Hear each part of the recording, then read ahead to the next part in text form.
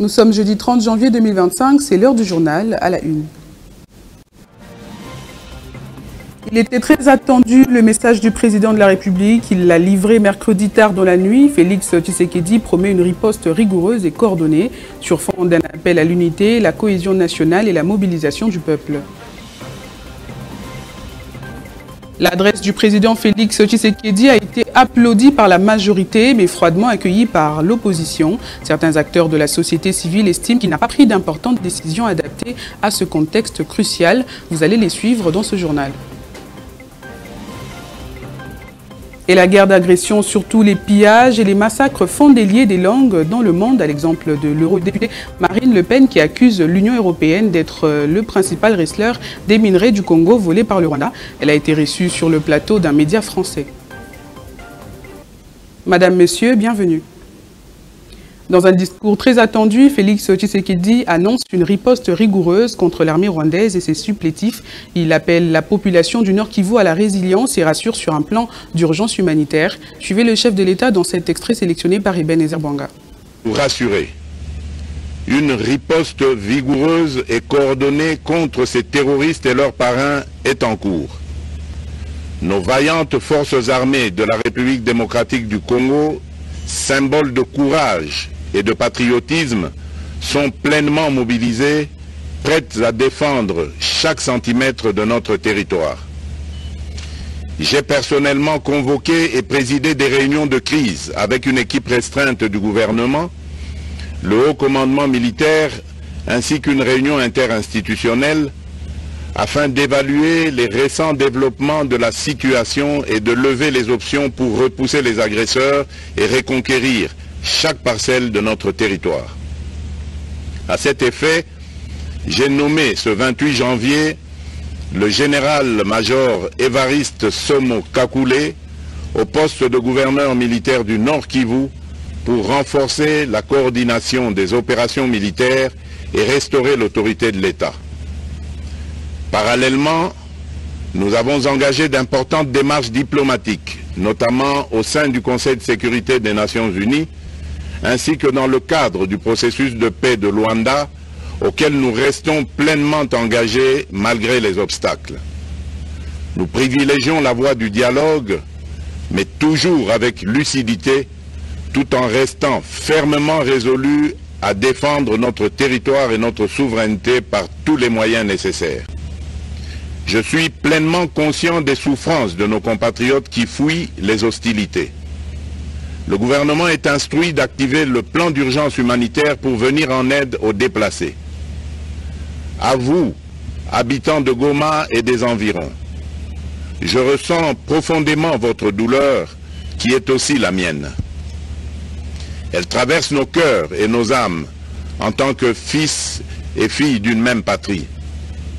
Mais face à cette épreuve, je vous exhorte à puiser dans cette force intérieure qui fait la grandeur du peuple congolais. Résistez avec courage. Faites preuve de vigilance constante et gardez votre calme malgré l'adversité. Sachez que nous ne sommes pas restés inactifs. Des plans de contingence sont préparés pour assurer la protection de la population civile et prévenir toute escalade de la violence. Les dispositifs de sécurité ont été renforcés pour protéger les zones stratégiques et nous travaillons sans relâche. Toujours dans son adresse à la nation, le président de la République a interpellé la communauté internationale et l'Union africaine. Il regrette leur passivité face à la barbarie du régime de Kigali, tout en affirmant avec certitude que la RDC ne cédera aucun centimètre de son territoire. Nous gagnerons cette guerre. Félix Tshisekedi, qui reste de marbre, dit niet au dialogue avec les supplétifs de l'armée rwandaise. Je voudrais ici interpeller directement la communauté internationale et l'Union africaine. Le Rwanda continue de violer ouvertement et sans scrupule les principes fondamentaux de la Charte des Nations Unies ainsi que les accords régionaux. Pire, ces agissements se déroulent dans une impunité totale et ce avec un mépris manifeste des règles internationales et des valeurs que ces institutions sont censées défendre. Cette attitude arrogante, qui ne cherche même plus à masquer ses forfaits, est une provocation inacceptable à l'égard de notre souveraineté et de la stabilité régionale. La présence de milliers de soldats rwandais sur notre sol, leur soutien politique, logistique et militaire à leur pantin du M23, ainsi que leur implication dans l'exploitation illégale de nos ressources naturelles, nous conduisent tout droit à une escalade aux conséquences imprévisibles, mettant en danger toute la région des Grands Lacs. Votre silence et votre inaction face à la barbarie du régime de Kigali et aux atrocités perpétrées par ces supplétifs sur notre territoire constituent un affront non seulement à la République démocratique du Congo, mais également aux valeurs universelles de justice et de paix. Le peuple congolais prend acte de cette passivité qui frôle la complicité. Soyez sûrs d'une chose, la République démocratique du Congo ne se laissera pas humilier ni écraser. Nous nous battrons et nous triompherons. À la jeunesse congolaise, pilier et espoir de notre nation, je vous exhorte à répondre massivement à l'appel de la patrie. Le moment est venu de vous lever, de mettre votre énergie et votre créativité au service de la nation. Nous devons renforcer nos rangs et chaque jeune Congolais prêt à défendre son pays a une place au sein de nos forces armées. Enrôlez-vous massivement dans l'armée. Vous êtes le fer de lance de notre projet et votre mobilisation est déterminante pour la victoire finale. Notre engagement doit rester ferme et discipliné. Nous gagnerons cette guerre par notre unité, notre courage et notre sens de responsabilité et non par la violence aveugle et par l'anarchie. Le chef de l'État, Félix-Antoine Tshisekedi, s'est adressé à la nation sur la situation dans l'Est du pays. Dans l'opinion, les avis divergent quant à cette adresse du président de la République. Si la majorité soutient l'appel à la mobilisation générale à l'opposition, on se dit méfiant. Trésor Kabongo. Le discours du chef de l'État de ce 28 janvier, c'est le sujet qui domine les débats dans les salons politiques à Kinshasa. À la majorité au pouvoir, Diabonza Mwananene s'est dit favorable à l'appel du président de la République à la mobilisation générale. Il y a des gens patriotes, sans avoir une formation militaire, ils se sont décidés de protéger la patrie. Je crois que nous, ici à Kinshasa, nous devons faire de même. Non seulement cet acte de sang, on doit aussi accepter réellement de contribuer financièrement à l'effort de guerre. Mais le PPRD pointe du doigt accusateur le chef de l'État. La situation actuelle est totalement sa faute. Un grand regret lorsqu'on a suivi les discours, le chef de l'État, apparemment, il ne comprend toujours pas que si on est arrivé là, c'est de sa faute, c'est de sa propre faute de gestion du pays. Parce que l'unité nationale dont il a besoin aujourd'hui, ou la cohésion dont il a besoin aujourd'hui, depuis que Bunagana a été créé, nous avions rappelé ce que le Joseph Kabila Kabange avait fait à son époque pour terminer cette guerre-là, pour vider tous les prétextes du Rwanda et de l'Ouganda. Ferdinand Kambere reste méfiant quant à l'appel à l'unité lancé par Félix Tshisekedi. Est-ce que ce discours est différent de celui qu'il a toujours tenu? Est-ce qu'on saura que ce serment, cette fois-ci, il a compris? Comment est-ce qu'on va le savoir? Le chef de l'État doit comprendre aujourd'hui qu'il doit sauver la nation de cette ignominie dans laquelle on a placé notre armée. C'est de ça qu'on doit travailler. Comment faire? Et de ça, c'est d'éviter toujours de rester dans les dialogues. Je vais parler avec le Rwanda, je vais parler avec l'Ouganda, mais jamais avec l'opposition interne, jamais avec la société civile interne. Le président de la République, ne pas que dans les discours, il est également dans l'action, soutient Diabonza Mwananene. Je pense que ce n'est seulement pas l'affaire du chef de l'État, parce que nous ne pouvons pas nous permettre de dire qu'il n'était pas dans l'action. Il était dans l'action. Parce que c'est une première fois que le Rwanda soit inquiété par des militaires venant de la République démocratique du Congo. Je crois qu'il était dans le feu de l'action, mais il s'est fait quelque part que les autres, avec le soutien réellement de la communauté internationale, parce que leur silence démontre à suffisance qu'ils sont en connivence avec le Rwanda dans le malheur que les populations de l'Est sont en train de vivre. Comment le chef de l'État envisage-t-il rassembler autour de lui majorité, opposition et société civile afin de vaincre l'ennemi? Les prochains jours nous le diront. La société civile est également divisée sur l'adresse du chef de l'État à la nation. Si les uns estiment que le discours de Félix Tshisekedi n'a pas rencontré leurs attentes, d'autres ont retenu l'aspect diplomatique et appellent à la négociation. Le mouvement citoyen Lutte pour le changement attend plutôt le chef de l'État sur le terrain de l'action et non celui des discours. Nous sommes sous occupation et le discours n'importe plus. Les discours ne sont plus nécessaire. Ce que nous voulons ou ce que nous attendons, ce sont des actions pour pouvoir récupérer nos terres, récupérer nos territoires occupés par l'armée rwandaise.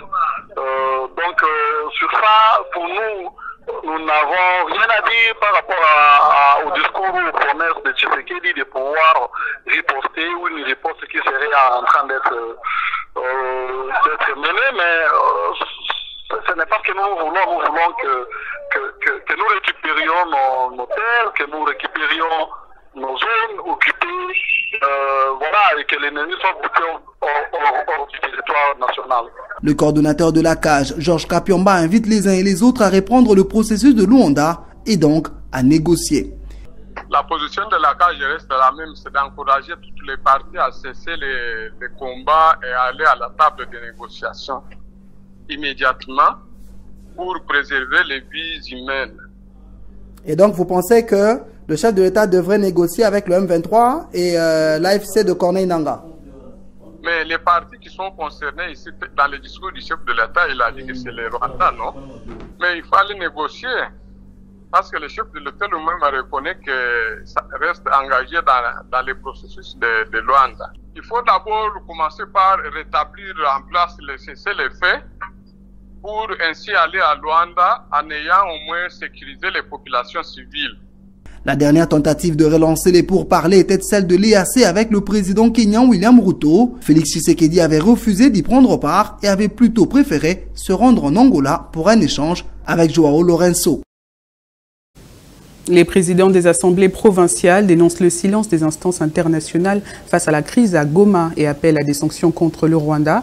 Ils réaffirment leur solidarité au FRDC et à la population de l'Est. Déclaration lue par le président de l'assemblée provinciale de Kinshasa.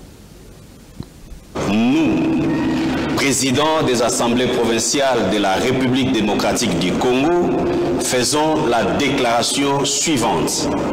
1. Condamnons avec la dernière énergie la récente offensive menée dans la ville de Goma, chef-lieu de la province du Nord Kivu, par l'armée rwandaise avec leur supplétif du mouvement rebelle du M23.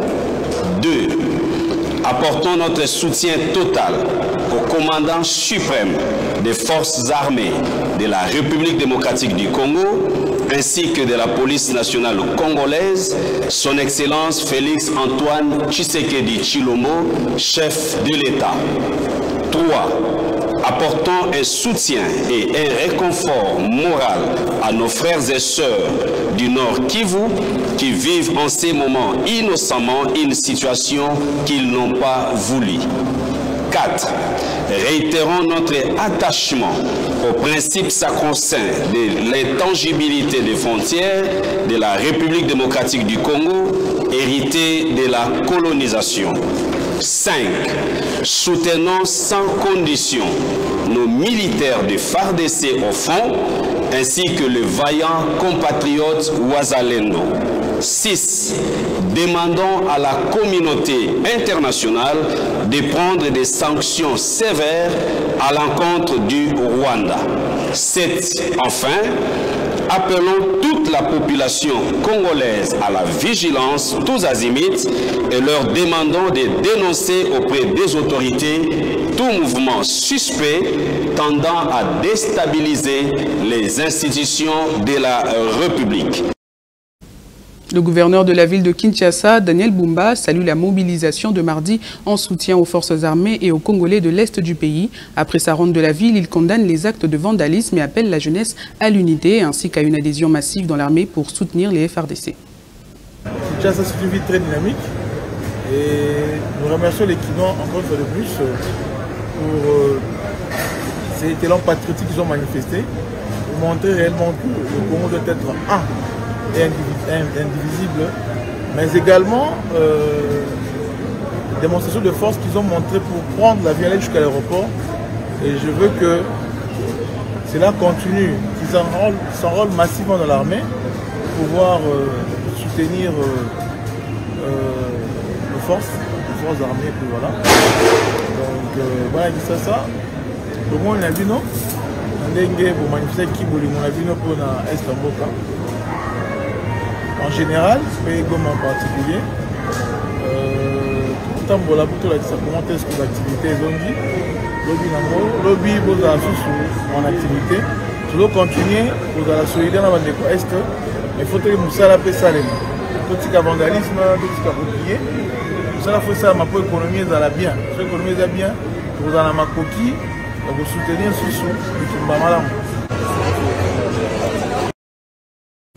Dans une interview sur Médias Français, l'eurodéputée Marine Le Pen dénonce l'Union européenne qu'elle accuse d'être le principal receleur des minerais volés en RDC. Voici un extrait de cette interview proposée par Ebenezer Bwanga.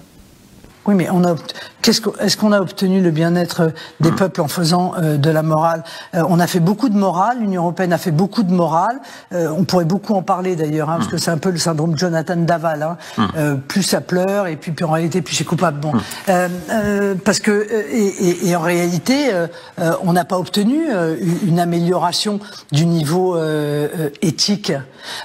Si l'Union européenne était si attachée à l'éthique, elle arrêterait d'être le receleur du pillage qu'effectue le Rwanda à l'égard de la République démocratique du Congo, parce que le Rwanda pille les matières premières qui sont souvent rares d'ailleurs, qui appartiennent aux Congolais, et les revendent à l'Union européenne depuis février 2024, et l'Union européenne ferme les yeux sur ce pillage. Vous croyez que c'est très moral, ça? Voilà, vous voyez, attention.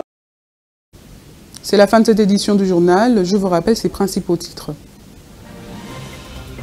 Il était très attendu, le message du président de la République. Il l'a livré mercredi tard dans la nuit. Félix Tshisekedi promet une riposte rigoureuse et coordonnée sur fond d'un appel à l'unité, la cohésion nationale et la mobilisation du peuple. L'adresse du président Félix Tshisekedi a été applaudie par la majorité, mais froidement accueillie par l'opposition. Certains acteurs de la société civile estiment qu'il n'a pas pris d'importantes décisions adaptées à ce contexte crucial. Vous les avez suivis dans cette édition.